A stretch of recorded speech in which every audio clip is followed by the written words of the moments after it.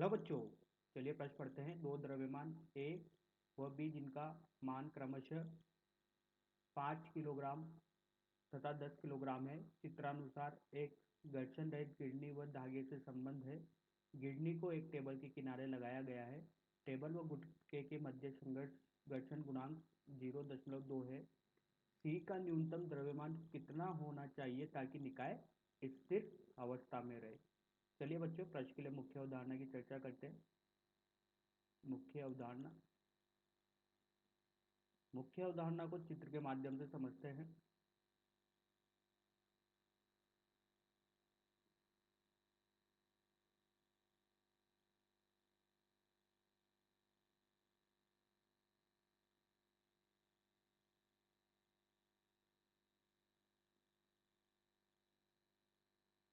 ये अपना गुटका है जिसका द्रव्यमान m है और एक गुटका इस तरीके से लटका हुआ है, इसका भी द्रव्यमान m है।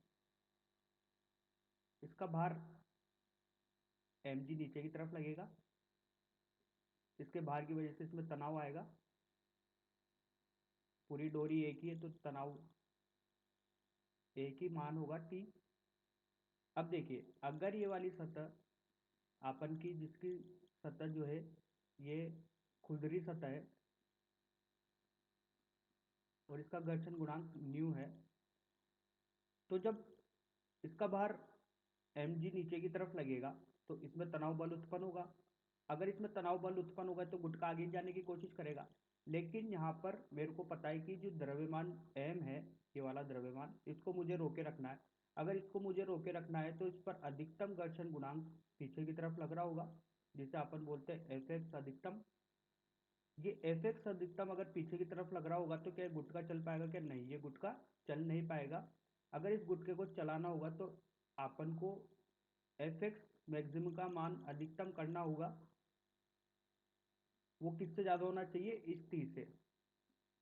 मतलब अगर ये गुटका चले तो टी का मान ज्यादा होना चाहिए किससे? एफ एक्स मैक्सिमम से। और अगर ये गुटका स्थिर अवस्था में रहे तो टी का मान किसके बराबर होना चाहिए? एफ एक्स मैक्सिमम के। अगर ये वाली स्थिति होगी तो ये रुका रहेगा। तो अगर यहाँ पर अपन को रुके रहने की स्थिति की चर्चा करनी है तो रुके रहने के लिए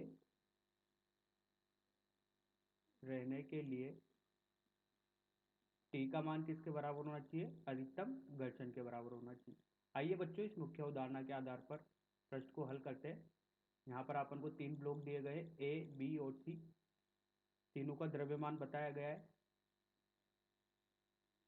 ए और बी का द्रव्यमान 10 और 5 है, तो द्रव्यमान लिखते हैं इसका 10 किलोग्राम, इसका 5 किलोग्राम। तो इसका भार नीचे की तरफ लगेगा, इसमें तनाव बल आएगा डोरी में। पीछे की तरफ घर्षण लगेगा, वो अधिकतम घर्षण होगा जिससे कि ये रुका रहे। इसमें ऊपर की तरफ घर्षण सामान्य बल लगेगा और नीचे की तरफ भार दोनों का एम ए धन सी का भार गुणा जी।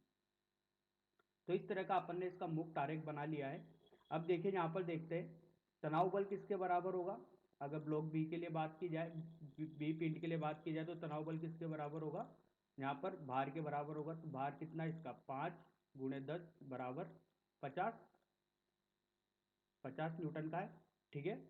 अब देखिए अगर यहाँ पर मेरे को निकालना अधिकतम घर्षण गुणांक निकालना है तो कितना होगा? 0.2।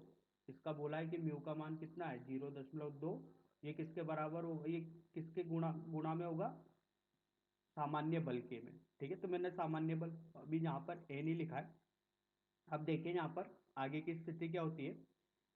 अगर यहाँ पर इसको ब्लॉक को रोके रखना है तो ये अधिकतम घर्षण गुणांक किसके बराबर होना चाहिए? तनाव बल के।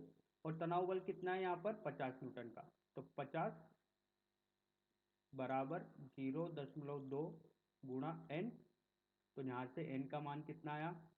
50/0.2, 250। इसको समीकरण नंबर 1 नाम दिया। यहाँ से अपने पास निकल के आया सामान्य बल का नाम, जो ए और सी पर सामान्य बल लग रहा है उसका मान निकल के आ गया। अब देखिए ये सामान्य बल किसके बराबर होगा? एम ए धन एम सी गुणा जी के।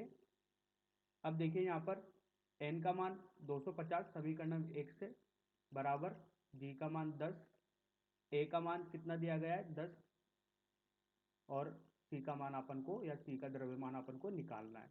तो शून्य से शून्य कट गया, तो 225 बराबर 10 धन द्रव्यमान सी का। तो द्रव्यमान सी का कितना है यहाँ पर अपन के पास? 15 किलोग्राम। अगर इस गुटके को रोके रखना है तो उसके लिए सी का द्रव्यमान कितना होना चाहिए? 15 किलोग्राम। अगर 15 किलोग्राम होगा तो ये गुटका रुका रहेगा। तो बच्चों आशा करता हूँ आपको यह समझ में आया होगा। धन्यवाद।